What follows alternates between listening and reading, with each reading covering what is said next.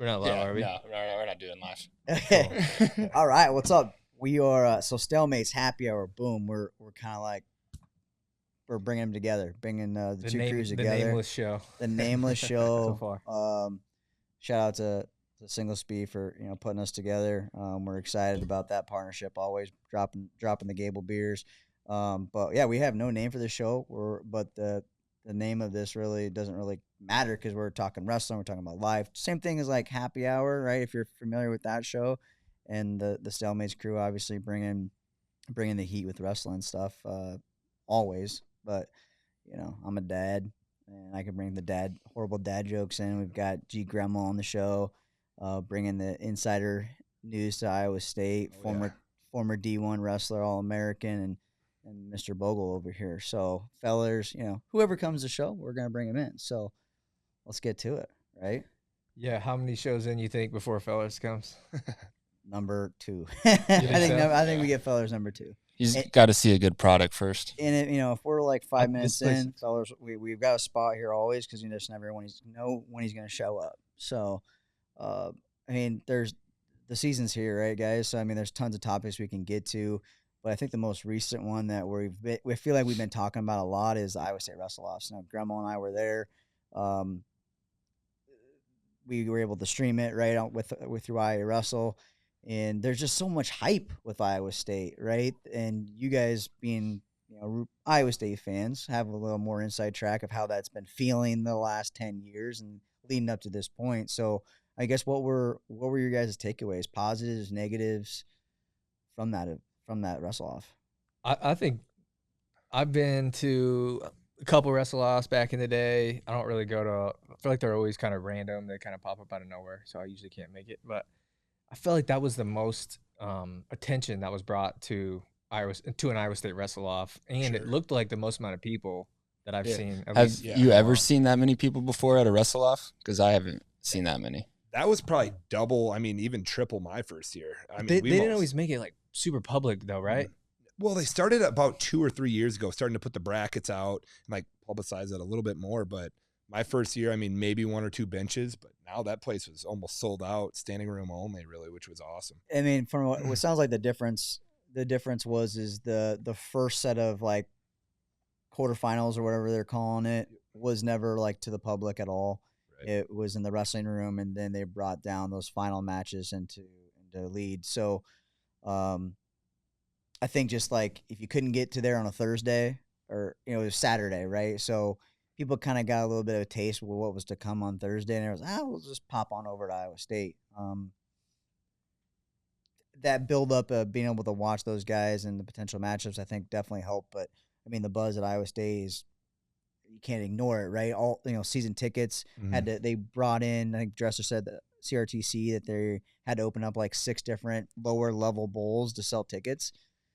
Season tickets at, and they used to have a freaking curtain for that place. Yeah. So the hype is there no matter what. I don't think it's really the wrestle-offs in general. I think it's just Iowa State wrestling. For sure. And I think the biggest thing to do with it is like finally, like we have more than 1 or 2 guys at every weight. Yeah. Like it has to be Dresser's best team. Maybe not ranked wise starting off the year, or maybe 2. But it has to be there was intriguing matches. Like both those guys could be NCAA qualifier at most weights, and I don't think we could say that 3 years ago.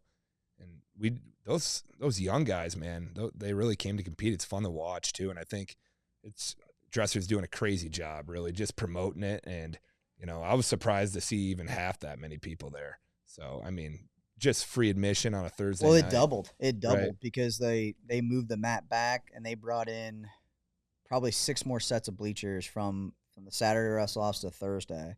And Saturday was great too, but the Thursday night ones, they definitely brought in more people. Yeah.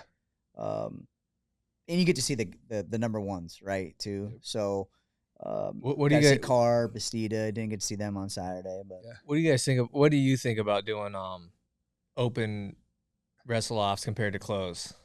I think it takes the politics out of it a little bit.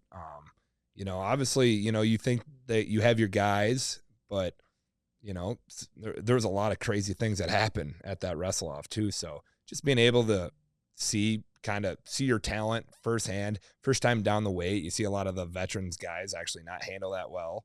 and just being able to I think closed it's good, but you kind of see that things play out and you're like, how did that happen? So, being able to see it live, go back, replay it. I know it's been closed years before and, a bad call, you see it all the time. And then, that's kind of goes under the mat and you never really hear about it again. But being able to see like the guys and, close calls, getting them down the weight. I mean, Dresser always makes it real. Like that's what he always talks about, like getting ready to go, like make it real. And so, I mean, for the first time out, it's kind of like a I mean, he's really tough on making weight right away and then, making it happen too. So I think it's just his little game that he plays that like, you're in front of a crowd, there's going to be pressure and you got to wrestle your teammate. And that's always like one of the hardest things to do. So I think I like it. I like it a lot. I never had a wrestle off, which kind of sucked, but obviously, wrestling your teammates always hard. So maybe a blessing too at the same time.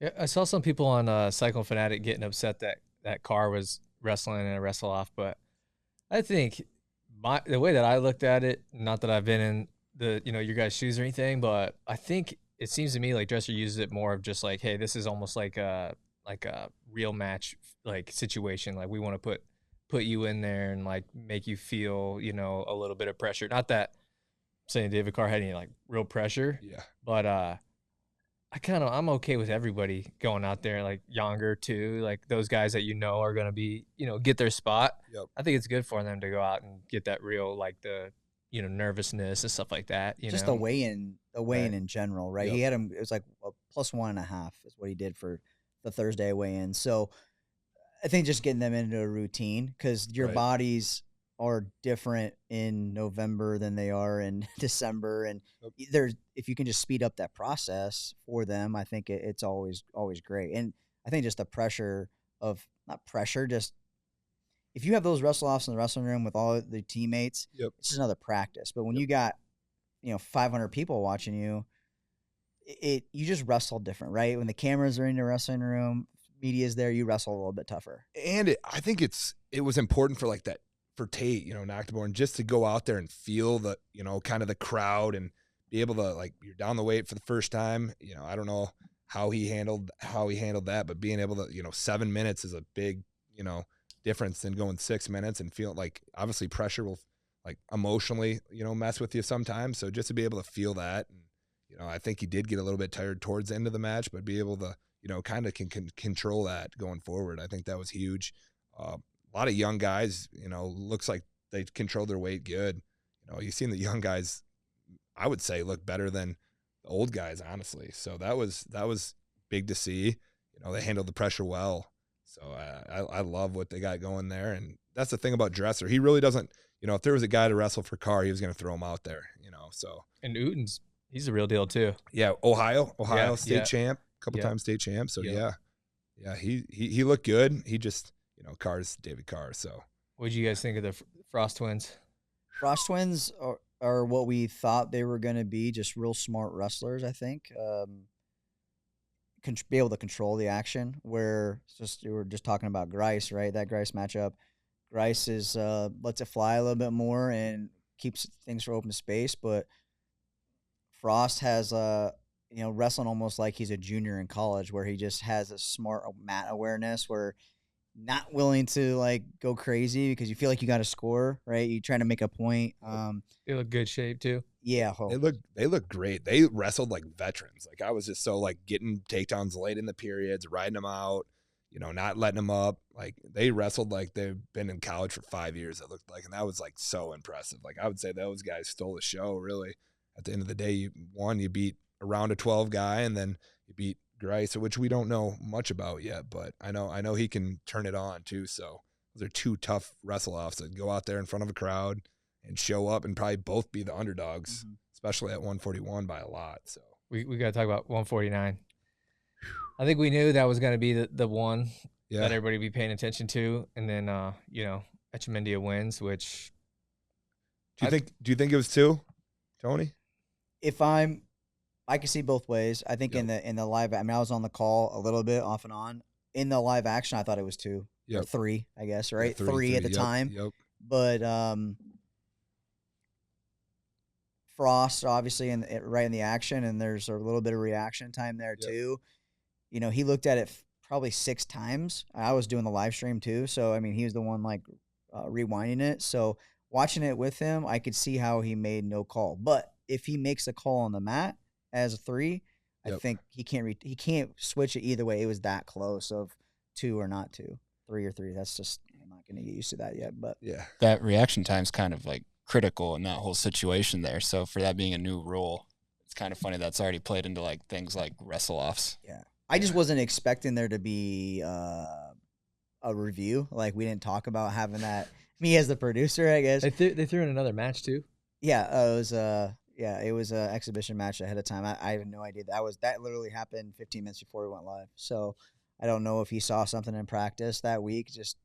I was actually gonna text you like, "Hey, dude, the overlays are," but I was like, "He's definitely already got that text." Yeah. Like I was gonna tell you that it was, hey, you got the wrong names up there. Yeah, we did not know that, and that's what I like about Wrestle Offs, because it's a little bit more raw than like if we were gonna go stream Iowa State versus Iowa, right? It'd be real polished and it would be perfect. But this is more like you feel like you're in the action, I guess. You're part of the process. And you got to see that with that Echemendia and Swiderski. Like, we've heard about them fighting in the room and not liking each other, and they don't like each other at all. Yeah, I think I don't know what it is, but I don't. They have don't. Ever seen that? Like have you ever seen that before? Oh yeah, Casey's kind of. Well, I mean, with your teammates, like back in the day, was there? Because my thing is like, as a coach, how do you manage that? I think it's good and it's bad. You put each other against each other one day, and like it's going to be a fight. For sure. I know when. What about every day? You think they should go every day? Maybe not every day, especially not every day though. I don't even know if they'll ever make it to the mat if they go every day. But come this Saturday or this week, and you're putting those two together, like it's going to be a fight. They're going to push each other, and that Echemendia got the better of Swiderski, and I'm sure Swiderski's going to want to. Were you surprised by that? The biggest thing for me is like you haven't seen Echemendia on a mat really, and like on a team. I know he's wrestled a couple opens. I watched him in the Grandview Open lose to Robinson, and I was like, I thought just watching him from Ohio State, he came a long ways, and because he was right in that match, he probably should have won that match too. But you didn't know what you're gonna get. There's a lot of talk and kind of a little buzz. Even Dresser even said in a media day or in an interview, like, Echemendia's in there too. Like, don't forget about him. So it'll be obviously, going in the gambling thing, kind of see how, Iowa State's team plays out, what happens if you throw Pinheiro in there as well. So that's something to, think about. Does one go up? Does one stay down? And do they just both fight for the 49 spot? So imagine if it was 33 Redding, 41 Swiderski, 49 either Echemendia or Pinheiro. I think that's in a perfect world. In a perfect world, but I don't think that's going to happen, huh? I think Dresser's going to push for it for sure. And you think so? Yeah, St. John's really good at like getting them down the weight. And I think there's going to be a push for it. Obviously, they probably already, weight certified. Maybe there had to been talk about it now, especially, after the wrestle offs. I think Dresser's big on, wrestle offs are wrestle offs, they're real. That's why I think he brings a crowd in, but he likes to throw them in tournaments together and see like who can make, the tournament, because that's the most real. Like how much can you really base your lineup off of wrestle offs when they see each other every day? Right. Exactly. I mean, they're hard. And I mean, if you go to the Daktronics Open and Swiderski takes first or second and Echemendia takes fourth, like you're not going to wrestle Echemendia, right? No. So, I think they're going to, especially at those weights, they're going to probably throw them 3 into a couple open tournaments. But I mean, their first tournament's Cleveland State here, and I wonder who goes first. So, what do you think? It's a dually, right? Yep. Yeah. Yep. How do you think people are taking how they handled the match? Because you saw Swiderski go bullshit through his headgear, basically in Dresser's corner. Yeah. And then they reviewed it, and Echemendia had to single it off, and it was like kind of showboating a little bit. I saw some people who were like, well, Swiderski's kind of being a poor sport, and then Echemendia is like, getting hyped up for a wrestle off. So, dude, that's. I saw losers online saying yep stuff like that. In my opinion, that's what you want, right? You want a competitive room. I don't want a guy. It makes me sick when you see somebody lose and they're just like having the time of their lives. Absolutely. You lose, I want you to be upset about it. Yeah. I want you to go back and figure out what you got going on. If it happens to be right off the mat and people can see it, cool. I mean, that just tells me you're even more competitive. Right. You know, I don't want him to go playing hopscotch and being like, you know, like it's competition at the end of the day. And I think it's great for the sport. Like, we need more eyes on wrestling. I think like the gambling for wrestling is huge. I know like that's brought some negative attention, but like we have this like feeling that we have to act a certain way on and off the mat. But like, honestly, like we're show people. Like, you know, look what Colorado's doing in football. Like, people are tuning in because they're fun to watch. Like, I like that emotion. I think that's important. I think there needs to be more of it. We saw it last year with Spencer and Drake. Yeah. In a tournament.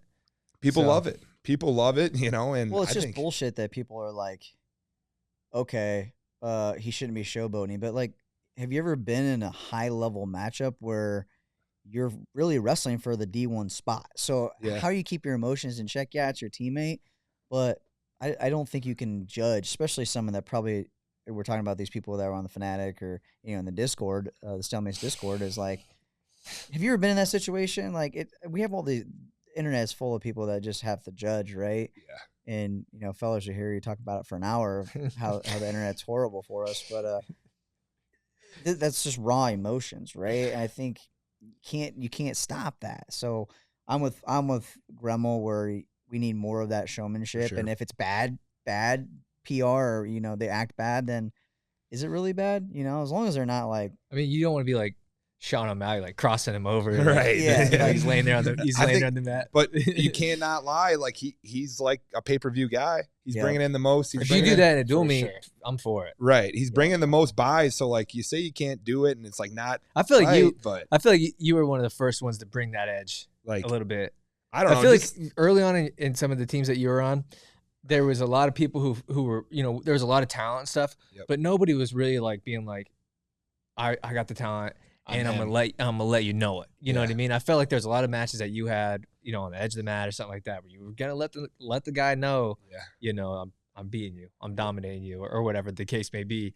Do you feel like that's how you always were? Or? Well, you kind of got like, you got your fans that love you, and you got your fans that, you know, hate you. And I think, but guess what? They're both watching you. They either want to see you get killed, or they want to see you win. So, you know, maybe if you're not that guy that just wrestles and gets his hand raised, runs off, and I mean, that's like, you know, that's what they want. I feel like some of the viewers want, but, you know, people like to watch people, like, you know, that show emotion. They either don't like you, or they love you.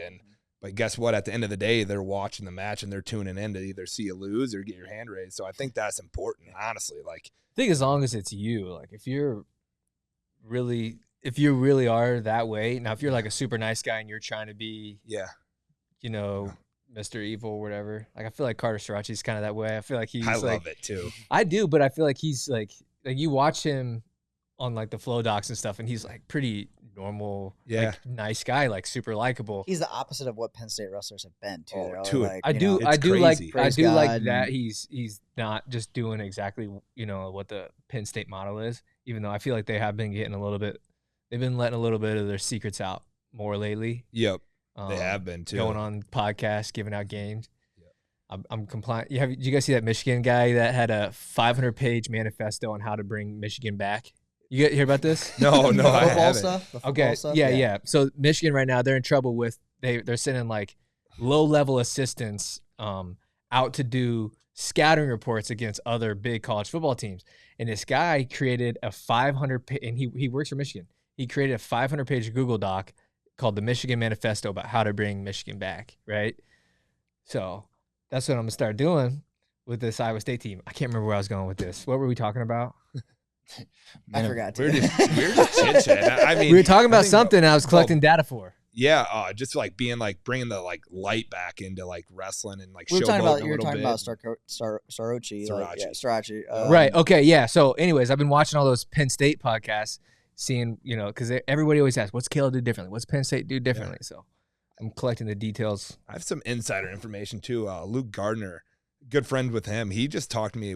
He used to be like, he tried to like talk to me with financial advising, but he just talked about like how different it is than any other room. Like, they drill all the time. Like, Cal will like show a position, and he'll literally just be like, all right, now go like figure it out. Like he'll just show kind of like get into the position, be like, all right, figure out what works for you. Then let him drill it for hours. So like that's where I feel like you see him like playing around, like that one move, that cut back when you're up, like no offense. Luke Gardner hits you up for an IRA or like disability insurance or whatever, and you're like, yeah, but I'm gonna need something here. Yeah. You know how it is. You want to build a relationship, right? And I was like just picking. Is he a Northwest guy? He what do you mean by that? Northwest Mutual. Oh, yep, I think so. Yep. So you know how they are. Those guys love to talk. Dude, there should be a podcast just for wrestlers in the financial world. Like, and I swear to God, they only ask me like during like the NCAAs or like, hey, come look at your financials. Like, there's tons of wrestlers in sales, like, which makes sense because everyone's pretty driven, right? But every year I get hit up on LinkedIn, like, hey, I used to wrestle. Like, I want to look at all your financials and change your life. I want to see how much money. I want to see how much money you make a year. I also wrestled. Right? No kidding. I think the biggest thing that he was saying, but like Cody Sanderson, even talking to David Taylor, saying how like Cunningham's his guy, which was like super surprising. Like Cunningham's his guy, like gets him ready. And then Luke was saying like Cody Sanderson, he like just knew everything about like the human body. Like if you weren't feeling good one day, like he would tell you to do this, this, and this, and you'd feel great the next day. Like, so like they have it down to a science where if like, I don't know if Cunningham's like the technique guy, obviously Cal's in there too, like 2-3 great minds. It's just kind of crazy. They said in one of those podcasts that they like collect data on like what everything that you do and stuff like that. Like a lot of things are like recorded and stuff like that. So they got their own little manifesto. I mean, that stuff happens in other sports. Like the sports science type of things. It happens in other sports. Wrestling just so far behind of like how their body is feeling. You know, Ekin Nutrition at Des Moines here, they're getting more into like how your body actually is. Like everybody's body reacts differently to what time you wake up, what you put in your body. Like, if I drink 10 Gables, it's gonna affect me different if Grandma drinks 10 Gables. Right? I wonder how much a fucker can wrestle the next day. I definitely couldn't. You're one of those guys you just freaking show up. I don't know what it was with me, but I never could get up for practice, and I just like it wasn't real for me. And like Dresser even said like, fuck, that guy sucks in practice, like for me. But it's like right when the fans are like there, it was like, all right, now I have something like to wrestle for, So that was like hard for me. How hard was high school? High school was. That I just always wanted to just wrestle live, like wrestle in front of a crowd. Like I loved the. What was it unmotivating towards the end? Oh, we had a lot of fun at Hempstead with the Haas family. Like they didn't ever really make it seem like practice. It was more eye opening when I'd go to like college practice. I was like, dude, this really sucks. Like this is not fun. Like you know what I mean? So like that's where I kind of could see where I didn't perform in practice literally at all, but. If it was a wrestle off or we had matches on Saturday, like I wouldn't live the right lifestyle, like, eating and diet and, probably sleep until a little bit later in my career. And that's important as hell. But just like, I'd show up for those matches, like whether it was Saturday or if we knew matches were happening, but if we just get thrown into an hour practice, it was just like, fuck it, I can give up a takedown, but it's kind of just as like a wrestling fan, I feel like a lot of times you're like, you know what, like this kid's not very good this year, but like he's gonna spend every freaking day in the off season getting better, and like this team next year is gonna be amazing. And then you kind of forget or you remember eventually that like, oh wait, they're college kids. They're not like spending every second of every day like figuring out how to get better and stuff. Some of them for sure. Yeah, I'm sure. Well, I think you saw that at Wrestle Offs. Like, just speaking on the Frost guys, I'm pretty sure their lifestyle is pretty clean. Yep. Nothing against everybody else on the team, but you can tell that those guys. You could tell which guys were in the best shapes and then which ones had a few few pops this summer for sure. Right? Some beers, and they're college kids, right? So we want them to be in the best shape like they are now, like in March, but that's not reality. Like no, they 19. Wrestle year round, but they don't really wrestle year round to be in D1 March shape. And those guys like the Frost boys, from what I've heard, they don't really do a whole lot of that off season. But I think for some people, like you got to go have beers. It's right. Different from everybody. Yeah, which is important. Like for me, it was just like if I didn't have a few beers or if I like kept thinking about wrestling, and then I'm like thinking about it in my mind all the time. And I think like I know some programs are like wrestling. It's a way of life. It's the only thing we do here, and like you kind of see them just always like stay the same almost. Yep. And for me, it was always like, oh, I live this life, but like when it's time to come back to like this life, all right, this is my job. But when I walk out of practice, it's like I don't even know. Like I wrestle, but that's about it, And then right when the doors shut again, like, all right, we're here again. That's kind of how I took it. So I was never, even if I had a top 10 matchup that week, I was just like, I didn't think about it until like 2 days out, So you ever hear that Downey quote? Oh, Downey's one of the best quotes of all time. Wrestling quote. You need it up here. He did that podcast with Bader, where they're like walking around or whatever. And this is right after he left Iowa. And he goes, he's like, so what happened at Iowa? Because he was like on the team for like a day. Like he was on the roster for I think like Really? a day. Like, yeah, his official like headshot was on the Iowa website for like 1 day, and that was it. I remember like Brands wouldn't even say Pat's name like in a press conference. Anyways, so he goes, he's like, so what happened at Iowa? And he's like, oh, they told me I wasn't part of the Wolfpack. He's like, okay, so what's that mean? He's like, I'm over 21, because at this point he was like 20 freaking 4 at least. Right. And so he's like, I'm of age. I think if I have a hard practice, I should be able to go have a beer. And they didn't say that I could, or they think that I can't. And they said I'm not part of the Wolfpack. And I told Tom, you know what, you're right, because I'm a damn eagle. And I'll fly alone. I'm not part of the wolf pack. And it was like, if that's his truth, if that's what he's living, then how are you gonna at this point in his career, like it is what it is. They say the sport's 90% mental. You got to know yourself, right? For what works for you. You're freaking miserable all the time. Like wrestling only gives you so much of that dopamine feeling of when you win. When you lose, like you can go down a fucking spiral. Right, that's just an everyday life of not getting that dopamine hit of being like happy. So like, if you're not doing what makes you happy, like I think coaches are just gonna have to. It's been weird. Like I feel like D1 coaches have like gone from like, not a whole lot of control to too much control to now I feel like they're like kind of getting to that where like we're gonna let kids do a little bit, have a little bit of control on them, but I mean.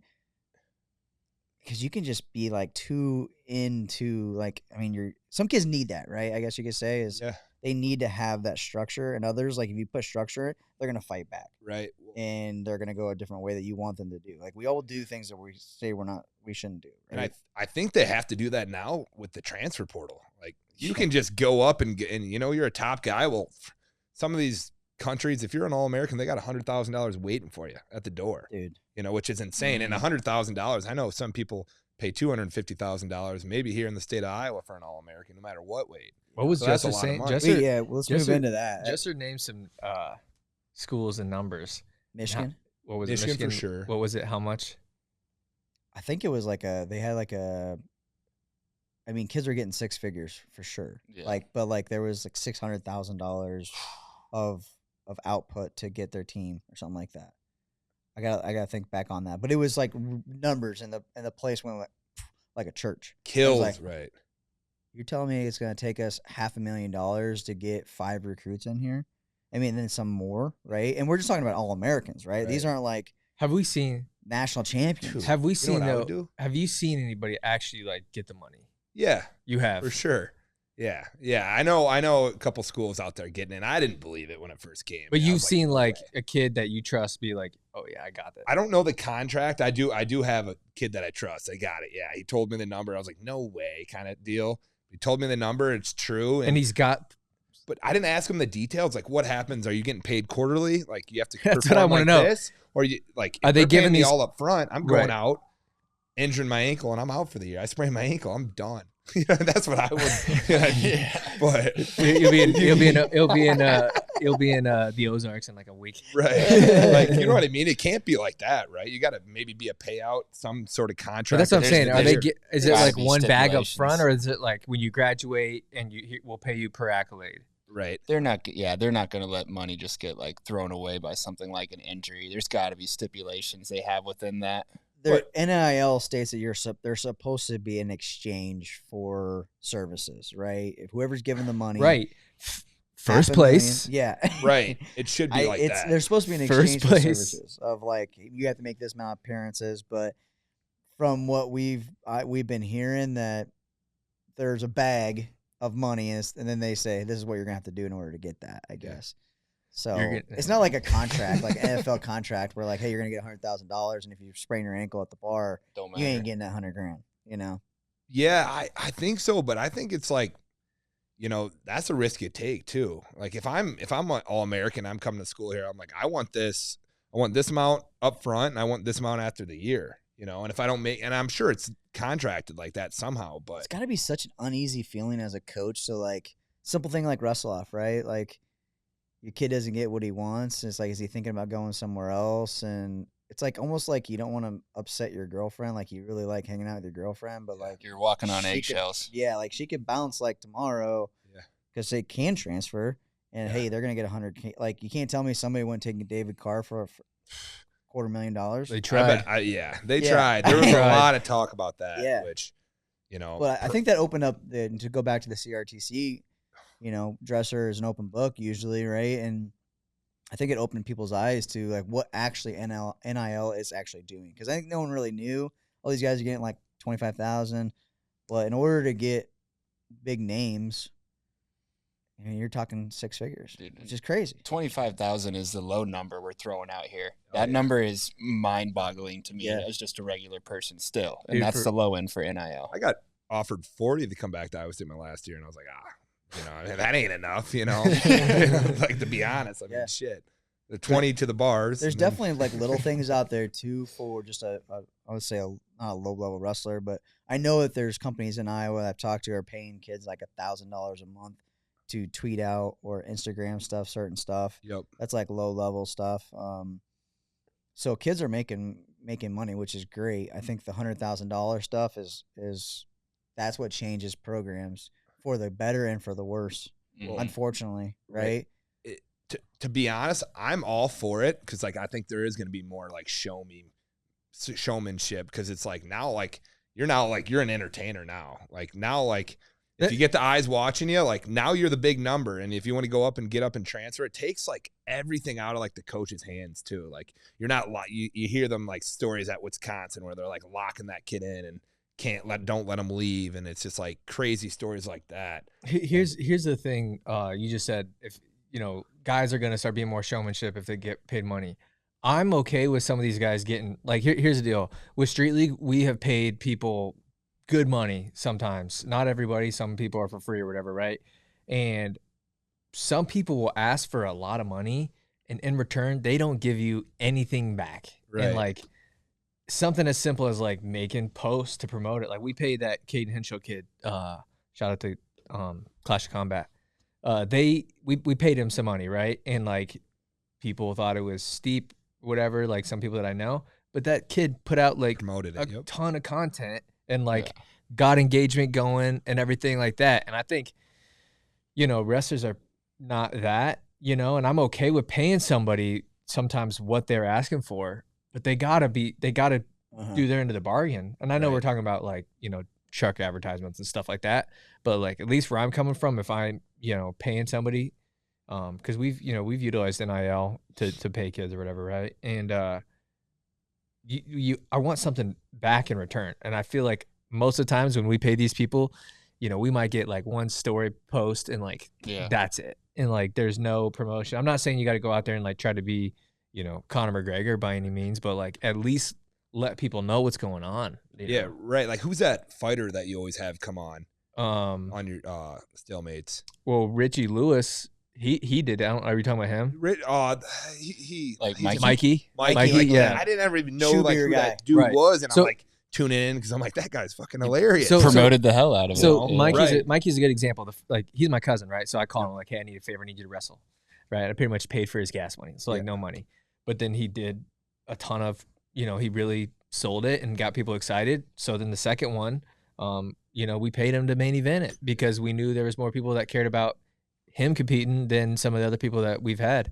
And you know, some guys, you know, they're like, oh, I don't want to do all that. That's totally fine. But if you're not, you know, willing to like promote and like kind of hold up your end of the bargain, because at the end of the day, if you're paying for like an ad deal or something like that, I'm paying for your exposure, right? Like, Of course. you've collected an audience from your wrestling, people that look up to you. I'm paying for your audience, right? So if I pay you money, I'm not paying you just because of your wrestling skills. I'm paying you because I want you to come out here and really sell this dang thing. Right. And I feel like with wrestling, you got people asking for money up here, and then they're not really doing anything in return. Right. And that's kind of like I talk about it all the time, like the Gomez thing. It just sucks to see him drop out of the card, but like, no matter what, like everybody's watching that guy. Right. Like everybody's watching that guy because like that dude, it literally puts on a show. Like, so if you're Austin Gomez, the way that I looked at that is like that. Like, he doesn't have to go out and like trash talk, and we're not asking him to, but like what we're asking you to do is like put it out there, whether you're gonna do it like, you know, Austin Gomez by doing it on the mat, or someone like AJ Ferrari. You guys say what you want about him, but he knows how to get eyes, you know, on him and stuff like that. At the end of the day, he's the one putting out ad deals left and right. Right. Going off that. And then you're talking about Downey before, like, is he going to Iowa? Like AJ? In Oklahoma State, this is true. They hired somebody to follow him around classes and everything. And like, he was in the locker room when he was competing for a national title his first year, because I had to listen to the kid every match talk. But I mean, that kid literally told him like, there's no way this Italian's going to beat me. And like, he's just so outgoing. Like, you need somebody on him 24/7. So it's just like, is Iowa like Downey didn't work for Downey? Like, how is it going to work for, you know, Ferrari, which I'll tell you, I know them both, and Ferrari's a lot more crazier than Downey.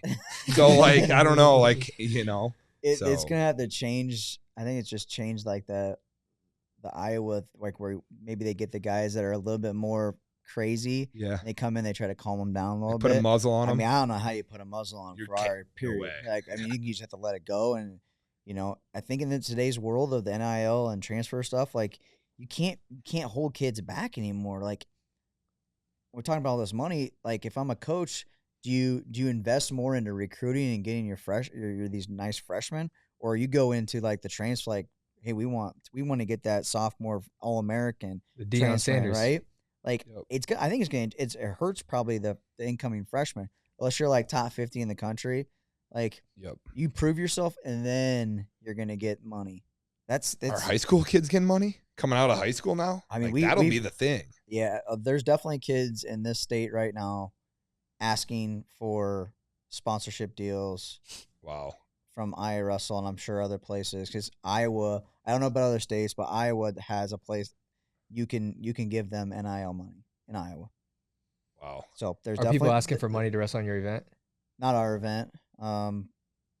There's been people that have in the past of, you know, what are you paying the wrestlers and stuff like that, and you take care of them though. Yeah, to an extent, right? Yeah. And, you know, at some point in time, you just can't have the event because it just costs so much money. You know, I mean, it's a name, image, and likeness is we can't have the event. We can't have a brand without the wrestlers, right? So there's that argument of, yeah, we should definitely, like, we should be able to pay these kids to do this. But at the end of the day, they're in high school. Right. So I'm torn, right? Like, if you come in, this kid says, hey, I can get you 1,000 pay-per-views, like, okay, I'll do what I can, right? But like, I can't get with that. Like, I don't. These kids are not even 18 years old. Yeah. Not saying that they're not worth it, but like, that's not why you should be wrestling, or any sport in general. Right. I guess. Like, I'm just worried about that portion of things, of like having different mindsets and parents too, like pushing kids to do stuff on Instagram that they normally wouldn't do because it's going to get them followers. And there's so much shit that's going to be changing here in the next 2-3 years with this NIL that it's especially like, how much money are you really even getting to at that age? Like, yeah, like having a false if idea. You're getting full life, like if you're getting like lifetime money, you know, like, then that's one thing. But if you're just like putting that much effort into putting out content to sell on Instagram, and you're getting like fractions of the money that, you know, like, why waste all that time and energy for a couple dollars, you know? Yeah. That's what I think. For sure. We talked about this on Happy Hour of like, what would have been your NIL like dream? Like, yeah, I would have been promoting all the wrong things, I'm sure.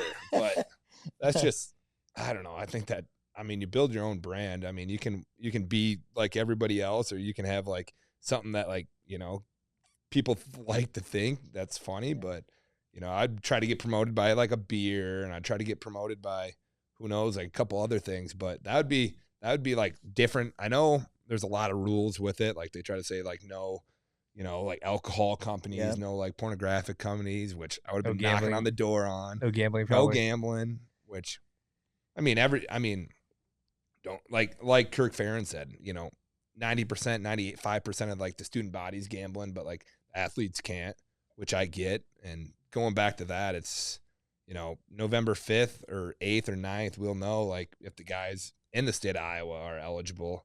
But does Terry or Tom Brands have that much pull? Like, you know, all of a sudden, all these football players, you don't hear about them, like getting in trouble, and all of a sudden, like now they're re-looking at kind of the consequences. I think that's just kind of crazy. Like that, you know, discipline them in one way and then come back. And then tweets were made, you know, Iowa Media Day. I don't know why the Brands didn't coach them up, but like talking bad about the NCAA and how they handled it, like they're probably going to see that. Like Abe Assad talking bad about it. He was going crazy on him. Like, dude, they have your fate. You know what I mean? And you're literally bad-mouthing It's like them. talking bad about the judge. Yeah. Right. Nelson was trying to take it easy, and then Abe Assad was just firing on all cylinders for that. I would have wore an NCAA t-shirt and NCAA hat. Right. Yeah. There's nobody I love more. Like a tie. Yeah. Right. Uh, I was going to tweet something out like talking bad about the person that holds your fate. You know what I mean? Like that was crazy to me. And then, you know, Nelson putting out a tweet earlier. The only thing he said in that media thing was just like, I kind of wish I wouldn't have tweeted that, though. Did he say that? Did he say it? Yeah. Everything else was pretty positive when it came to the NCAA from him. Did somebody ask him about him tweeting it, or did he? I don't know. I think they just asked more so for his like just opinion on the whole situation, which is pretty much just like, how do you feel about NCAA in a way? Like, and then he just kind of gave it the runaround, but added in like, I shouldn't have tweeted that. Right. So, yeah, I probably. was surprised they even let those guys talk. Personally, I mean, I know. Can't. I mean, Iowa is always pretty close. They those stuff that could affect their team. They usually are close. They don't like to talk about it. Right. They don't let you in on it. So for them to let them talk at media day was super surprising because you knew that was going to be the questions that were going to happen. Yep. I mean, if you watch all the media day interviews, Are they required to let a certain amount talk? The coaches have to talk. Yeah. But I don't think the athletes. You mean, if I was the Brands', I wouldn't even let them interview. I would just say that's surprised. just kind of like, hey, this is ongoing, and we're not going to talk about it. I also see the side of things as, hey, we had nothing to hide. We're going to talk about it. Right. But in this situation, the article from the new guy, the Des Moines Register, basically comes out and says, we're trash talking the NCAA, right? It's like, oh crap, like that backfired. Like you got just 2 more weeks till a decision. Just like keep it in a little bit longer. I just in regards to the Iowa, just speak specifically the Iowa Media Day and how that was all handled. I think they heard on Wednesday, from what I was told. Media Day was on Thursday, so emotions are super high. They all felt like, from my information, they were all going to be good to go. And on Wednesday, it came down that they might not be good anymore. So the way that Brands came out in his opening statement, the uneasy feeling I heard in his tone makes me feel like these guys are not good anymore. Yeah. And that is from Iowa State to Iowa, where, and you and I is not involved in this, but where it's interesting is, are they suspended? I mean, these guys, the Iowa guys are seniors, right? Panero's good to go. They can't redshirt, Brands, Assad, they have no redshirt year. So are they going to be out for a full year, or are they done, right? The biggest thing is probably where they look at the most is like even at like how they're going to get affected in the lineup. They picked up some transfers where like you kind of seen it coming while they took these guys. Like they must have knew about it before, which I think everyone did.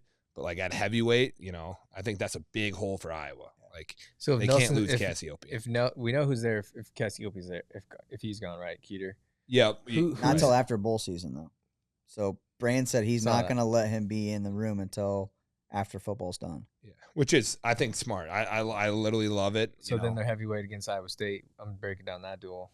Is a big Hill, Bradley Hill. Brad Hill. Big, yep. So who would replace Nelson at 74 if he's not going. Wouldn't Kennedy go into But there? he's also You've got Colby Franklin that's going to be at 97. 97. You've got, you'd say Patrick Kennedy. yeah, but he's in trouble too. I heard. Yeah, we don't know exactly who's all right.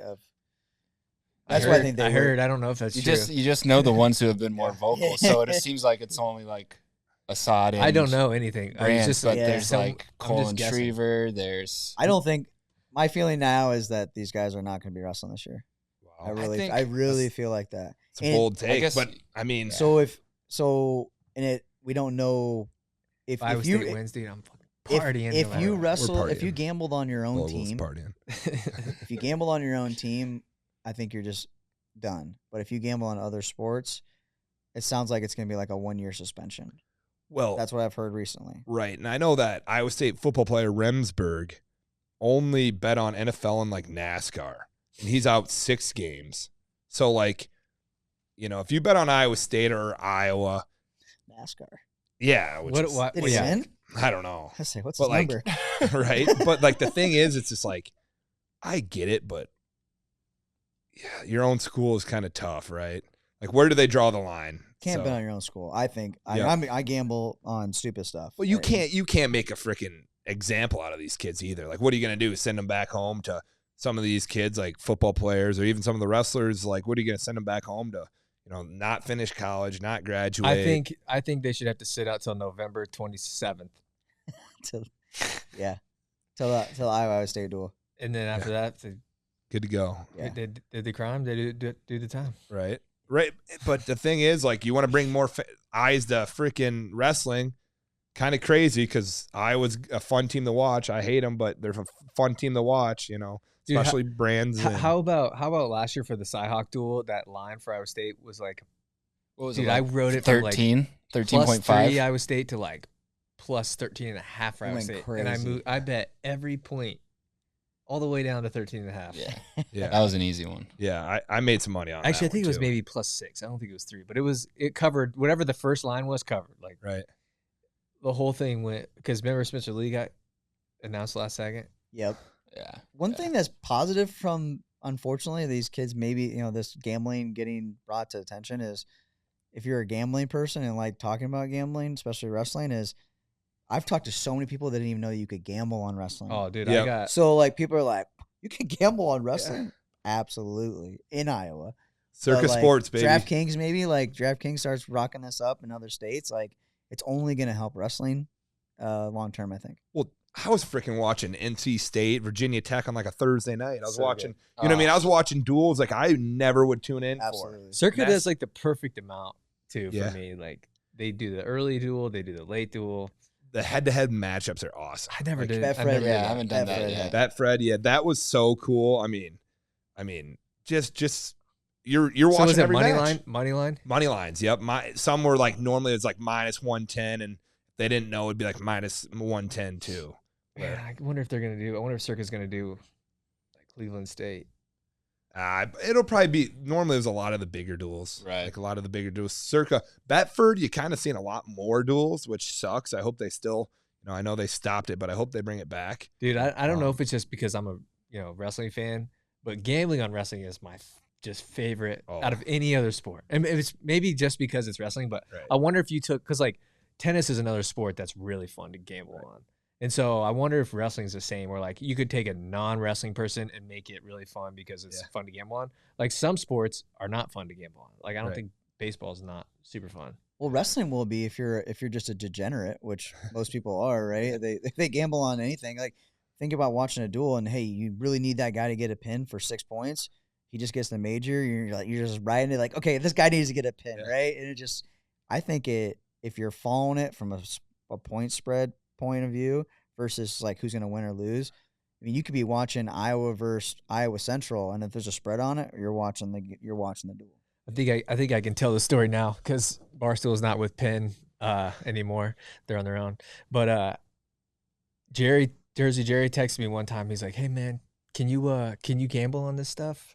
And I was like, "Yeah." Like I'm getting ready to ride Rutgers. It was Rutgers, Maryland, right? He goes, okay. He's like, well, what are you taking? I'm like, I'm just taking Rutgers money line. He's like, well, send me what you got or whatever, right? So I screenshot it and I sent it to him. He goes, you got Cash App? Yeah, And so he sends me a Cash App, which I'm not gonna say the number, but it was triple digits, and he's like, put it all on Rutgers. I'm like, shoot, like I just met him, so I was like, never. I'm like, I can't give him like the first pick I give him can't lose. Yeah, you know what I mean? right. Or it's over, right? And so I'm like, I got Rutgers, we're good, whatever, right? So Rutgers guy against Maryland, Rutgers had the ranked wrestler, so we're good, right? That dude goes out there and gets like majored, and he's like, well, like what's up? Turns out, like I thought it was over. I'm like, he's never gonna talk to me again. Like it's over. And then freaking Maryland had like 2 forfeits. Yep. Covered. That's I'm like, insane. oh my gosh, dude! I was waiting. I had like I don't know $1,000. Forfeits will kill you. Right. I had $1,000 on Penn State. It was like plus 21.5 or something. And Paris had to get a fall.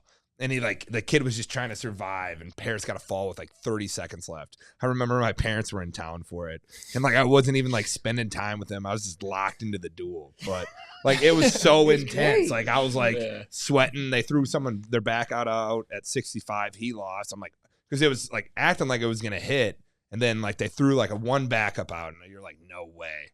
And he ended up losing, but Paris got the fall. It was insane. I was going crazy. I hate Mason Paris. But. Dude, they got to switch to like, you probably have a different take on this, but like dual meets are where it's at. Dual meets are where it's at. I love dual meets. Like you can get anybody into a dual meet, I think. And then you throw in some gambling involved. Yeah. It's a game changer, period. Are they having national duels? Is that a thing yet or no? Rockfin's doing something. Rockfin's doing those duels in Nashville. Okay, yeah. Pretty dope. Those are sick. So they're trying. I think they're trying to bring as Journeyman that's doing it, Papalizio, but it's just going to be on Rockfin. Yeah, I think duels continue to be a driving factor for events now. Like even down to youth. Iowa USA Wrestling is doing a national, not a national, but a youth duel tournament in Iowa. I think people are recognizing that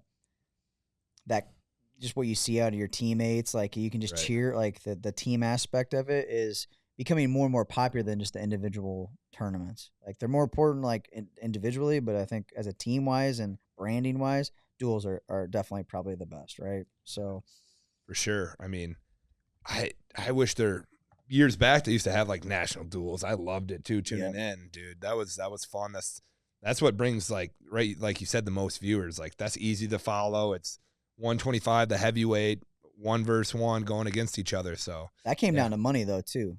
The reason why Penn State, Iowa is why am I going to an event that everyone's tuning in for us, not Cleveland State, right? Shoot, I don't know. Yeah, right. Like they want the pie of the gate. They want the pie of the streaming, and in wrestling we really don't have that. Where like the Big Ten's got all these rights, right, or ACC these TV rights, and there's not really a whole lot in wrestling that goes back to the wrestling community. Yep. I saw someone was telling me that the NBA is doing a mid-season tournament where like those games count as regular season games, but they're doing like a tournament.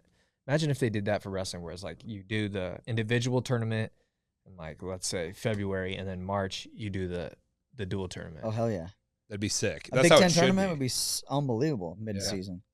That'd be awesome. A dual Big Ten tournament would be crazy. Yeah. Or Big 12 or anything. I was gonna say. Right? We're gonna need to see Big 12, Big 10.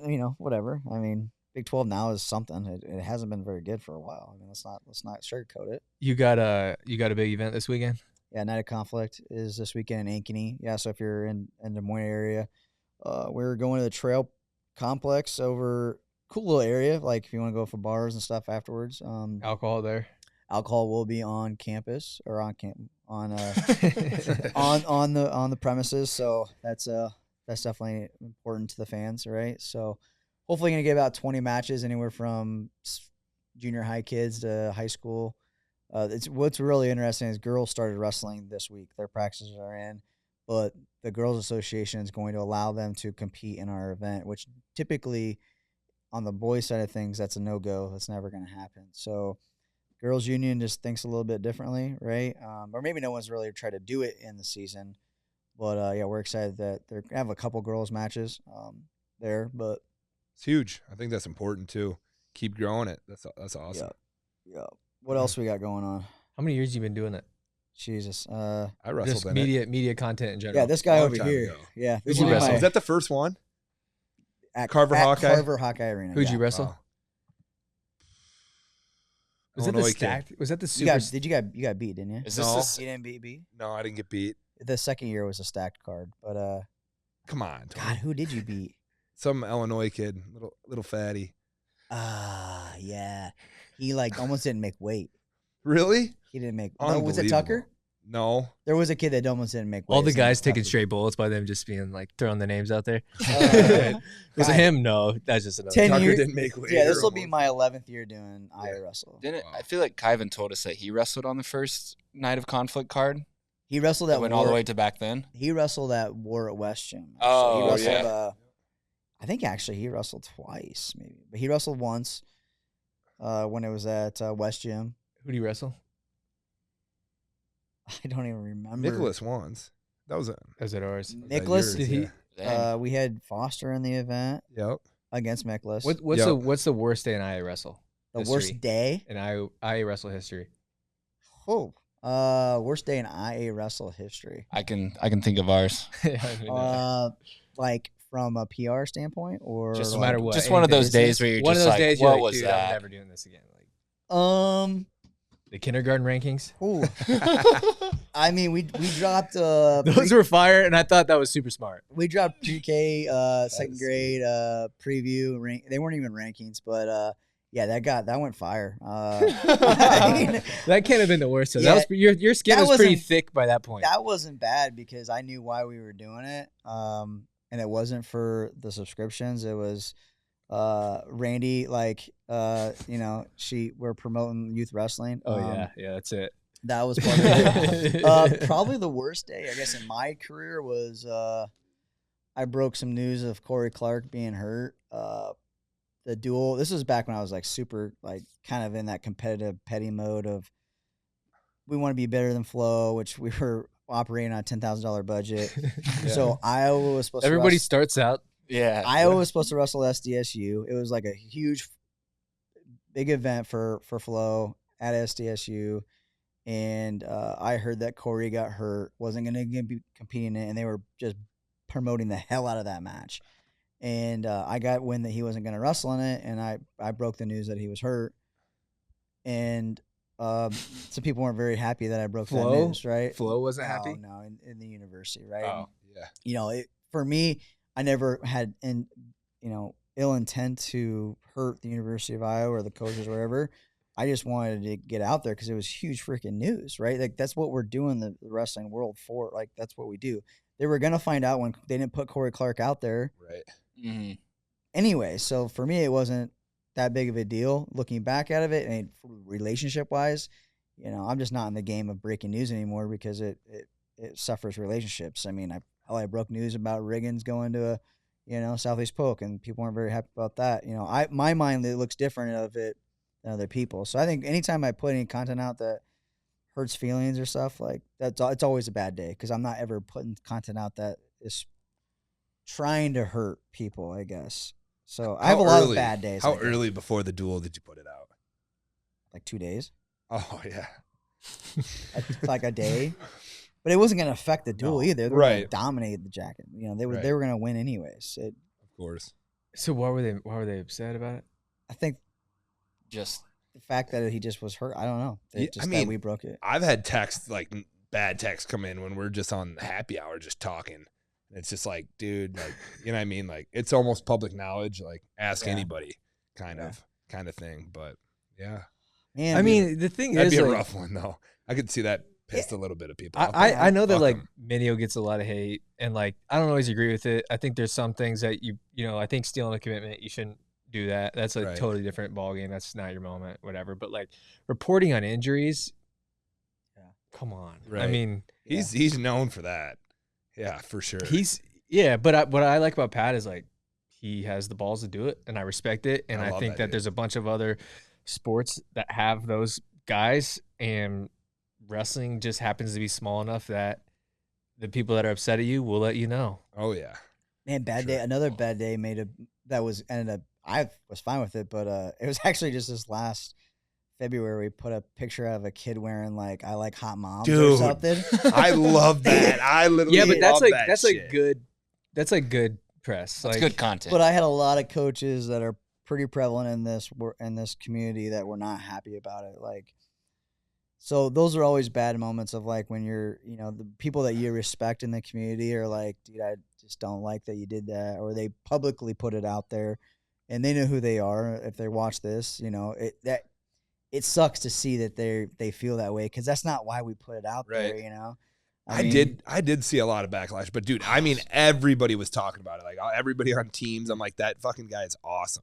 Like, I want to meet this. That was the he's first a thing legend. I wanted to Absolutely. do. Get a mullet. And yeah, Get a mullet. I remember. I think it's smart for you to do that. Yeah. Like, you're gonna get like there's stuff that we'll put out. I'm like, this is probably gonna get like.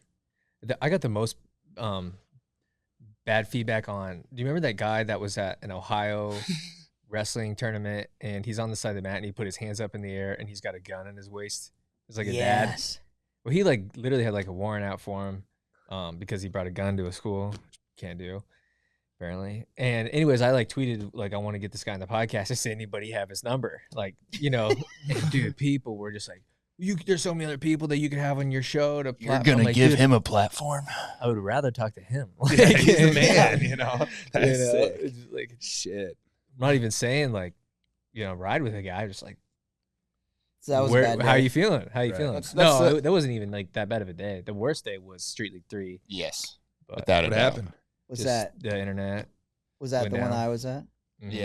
Yeah. I was there watching, so I didn't know. That was the only one that sucked because everything else went right except for that. Like, Yeah. If you were there in person, it was a great event and everything Right. like that. Yeah, But with just a us school. running it and then with our feedback from the people who were trying to watch the live stream, it was a pretty big blow to the psyche. Yeah.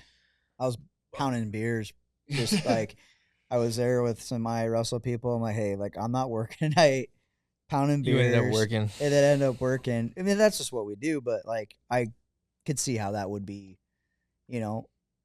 people that care about the streams working. I mean, and we've the also been feedback. very vocal about like flow and Yeah. their streams being Yeah, you- down, but You can't talk shit and then not back it up. But Right. it puts stuff in perspective when you're in that seat of like putting on events, and little things can happen. Right. Like, someone pulls There's- the cord out, you're like, Yeah. So Flow gets bagged on a lot because they have so many high level events, but those events are super stressful because the situations like the port not the working problem or with someone flow, I pulling it think, out. is that it just like hasn't gotten very much better from like, I mean, we've all been around the sport for a long Yeah. time. Like we all know it's been Well, just come out and say what happened, right? I think that's Yeah. where people are upset, is like no one ever hears what they're doing. And Piles and They've some gotten other better. people are getting better about having going on other podcasts and It letting was people use some of their media content and sharing that stuff. And that's what I think people are just like, God, Flo, like just work with us instead of being the big bad wolf, and we won't shit on you all the time when things go bad. But when you're Right. shit on people like us and things go bad and we say something bad about it, like, sorry, but like, Yeah. don't shit on your people that are supporting you. Yeah, I think they've done a good job in the past probably year or so of like being a lot more transparent. I I actually agree. thought Piles did a good job going on Clash of Clash of Combat. Combat. Yep. They really like, They held asked. him in the fire, and he stayed in the pocket and said pretty good responses, I thought. But that kind of stuff that's what wins over people who don't like you, is if you get in front of them enough. I mean, some people are just never gonna like you, right? But if you just shy away from it Yep. and money's involved, people are gonna get pretty upset. For sure.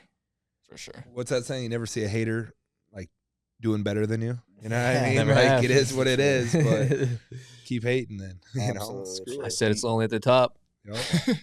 They One thing must, I they thought must have was- misunderstood. Right. One thing that I did really put perspective with Piles on that show, Clash of Combat, was we do see them as like a monopoly or however they worded it, right? he brought in perspective. We got UFC Fight Pass, who is coming into the game and doing pretty good value as far as what they're doing right now. I think there's a promo codes like the duel for 3 months for price of one or something like that, which is great. Like they've got ESPN that they have to compete with for these big events. Right. He brought just perspective of like there's always somebody that's trying to get streaming events, and yes, they have a monopoly on a lot of things, but I think he kind of maybe brought perspective for, again, I think your everyday fan that they do have some competition out there, which I ultimately going to be better for the sport, because we just let Flow have these big events. It's not they don't have them. Like, let's get something straight. Like, people don't just go to Flow; they're getting paid like big money to get some of these events that guys like me and Stalemates, they can't compete with it. So is it a monopoly, or are they just willing to pay more and lose money on some events because they want to be the brand? Like, I ain't going to hate on them. I just simply can't afford what they pay out sometimes. So haters going to hate. Right. So that's hard for, I think, fans to realize that there's a lot more shit that's going behind the scenes. But imagine if they weren't there. Like, what would we really do? Honestly, like when we were saying earlier about like when you first start out, everyone's always like, oh, we can be the people who like take down Flow or something like that whenever you first start out. But then once you realize the scope of what they actually do, there's not many people who want to do that amount of work for what those events take. Like, no, I think a lot of people, he had a good point too, like saying ESPN will get a duel, but they don't do anything to like really promote the duel leading up to it. And I do think that's like an issue. But at the same time, like, if I have an event and some guy's going to cut me a check to stream the event, like, what do I care how well the dual meet does, because you already paid me for it. So the thing could do no amount of views, but it doesn't matter. You paid me up front, where Flow's a lot more invested, right? So if they pay for a duel, they're going to want to promote the crap out of it and get it going, where ESPN, the reason ESPN has dual meets is because they're contracted to. Yeah. Because it's, in their contract, they do every single Big 12, sporting event, and it doesn't really matter what it is. They have to do it. So they have to. They don't really want to do that. So I understand where he's coming from there, but at the same time, I like when a dual meet's on ESPN, because I just know there's not going to really be an issue with it. I think what is Flow out of college wrestling to some extent, unless they're putting on an event. Pretty much, like, you might pick up that Grandview Iowa State duel, but they're kind of hoping more of that happens. That's on Fight, or that's on the Cleveland one's on Fight Pass, right? Wisconsin, Iowa State's on Fight Pass, Yep. Yeah. It's just kind of like they had that, before. So they had the Big 12 contract, so they got all the Big 12. Who? Yeah. Iowa State did. So like Flow's out of every Big college. 12 duel was on Flow for multiple years for a while. Now it's on ESPN. Right. Okay. Yeah. I thought you were saying it went back. No. And when Pyle said, like, what does ESPN do? It's hard to find archives of the matches. I was with them there, but like that's on like a really high level of streaming rates. The same could be said for Flow when it comes to, like, okay, for example, Girls State Wrestling in Iowa, right? They just stream it because they can stream it. They don't promote really any of it because they're promoting a way bigger tournament that brings in more pay-per-view dollars for them. Same thing with ESPN. They got basketball going on. Yep. Wrestling is huge, but like in the scheme of things, way more money in the basketball thing. So like you kind of put in perspective, like ESPN is our Flow. ESPN is just way above Flow, probably. Yep. I guess. You know what I mean? As far as dollars goes and what events bring in as far as advertisements go. If that makes sense, I guess, like that's where I get frustrated. Like Piles gets frustrated. Like ESPN doesn't really do the coverage that Flow does when they cover their high level events like Super 32, Fargo, right? But when you look at these events in Iowa, there's not really any coverage. Like, I mean, hell, even the Iowa High School State, the boys state championship, they brought in Raider and he did a great job, but like it's not on the level of how they cover Super 32 and these other events. So because they don't. That's not where their revenue is at. So they put people where they make the money at, and that's what ESPN's doing. Yep. Right. Mm-hmm. Unfortunately, that's where we're at. It's life. Yep. But it is brutal listening to some of those commentators, though. for the ESPN Oh, duels. it's horrible. Oh God. Yeah, I Brutal. feel like a lot of them try to find people like I mean, would in the you crowd. Yeah, You know? literally. Yeah. would you rather have? I already know the answer, but I mean, we know that if Flow had NCAA championships, the commentators, the coverage would be way better than ESPN. But you don't have ESPN. You're not on primetime Saturday night on ESPN. I like the Friday it's- night duels though. I like the Sean Kenny and Rock Harrison when they do the ACC stuff, especially game. Yeah, they get into it for sure. They do get in. That's a good group, but Yeah, I think those two guys are pretty good. You can tell that they're doing more. I mean, Rock Harrison's running around the country. Looks like He's getting doing out some there. stuff. So I mean, ESPN's trying, but they don't have a wrestling division. right. No. Like, there's not 5 content guys for ESPN. It's just that. When they brought in DC to do nationals, that was sick. They should do that Awesome. again. Yeah, for sure. He does a good job. I think they will too. Hopefully, I mean, I think DC loves the sport too, so hopefully that keeps going. Anthony Robles, Jordan Burroughs, I think jumped on 1 or 2. So yeah, it's good. It's going, but I think the UFC thing is going to be good. I think that's going to be a good connection for wrestling. yep. To get. And the UFC's being serious this year about it. The Iowa State duel is going to be on ESPN now. Like, I feel like the coverage is improving. Well, for yeah, sure. and UFC and ESPN are. Same Oh, okay. fate, right? ESPN owns the rights to UFC in a sense. Like, So Fight Pass is different. So Fight Pass is just Fight Pass. But ESPN hosts their pay-per-views and their fight nights on ESPN Plus. got it. There is some synergy there, though, right? Like, Because the pay-per-views are on ESPN, right? Yeah. The UFC UFC, pay-per-view. UFCs could put some money into Fight Pass to get more wrestling people. Fight Pass ESPN Fight Pass is almost like their like own flow because they do all kinds of combat sports. Yeah, they do like jiu-jitsu and everything, right? But they never will do like you can buy pay-per-views on UFC Fight Pass, but they'll never do like a UFC card only on Fight Pass. It would be on ESPN Plus. Got it. Huh. I just was curious if, like, now if ESPN is going to cover some of these events that are on UFC Fight Pass because it's part of the UFC contract that they have, apparently. You see UFC. I mean, UFC used to never really be covered on ESPN. Yeah. Now it is. No, it is. Right? Yeah, that's a. So I like, think that's it's why I'm just curious if there's going to be any crossover with wrestling. it's kind of messed up that it's like that too. When UFC was on Fox, they covered it like crazy, and then they lost the contract, and then they just stopped covering it. Absolutely. And no other sport like has to deal with that. Like where it's like you see an NFL game will be on CBS, but ESPN's still going to talk about it because it's a big deal. You know what I mean? Rather than like in wrestling, it's like, well, if I'm not streaming it, why would I promote it? Flow does a really bad job about that. I will say, like, if it's not their event, they will not talk about it at all. You don't see it anywhere on the Right. timeline. Which But at the sucks. same time, like It's always been like that, and I don't blame them. But it definitely sucks. For like a I fan. understand it, but as a Yep. fan, you tune in to watch those guys talk about something, and they just like, okay, perfect example going on right now, the All-Star Classic. Okay, that was on Track Wrestling, and that was like they never even talked about it. Now that it's on Flow, I mean, it's all over their social media, like promoting it, articles, the way it should be. But when it was on Track Wrestling exclusively, didn't talk about it. It was dog crap event, mainly because probably Willie was there, and Willie's Willie, right? That's how he rolls. Like, but they dogged on that event pretty hard for a long time. Now that it's on Flow, now it's the greatest event preseason in the world. Right.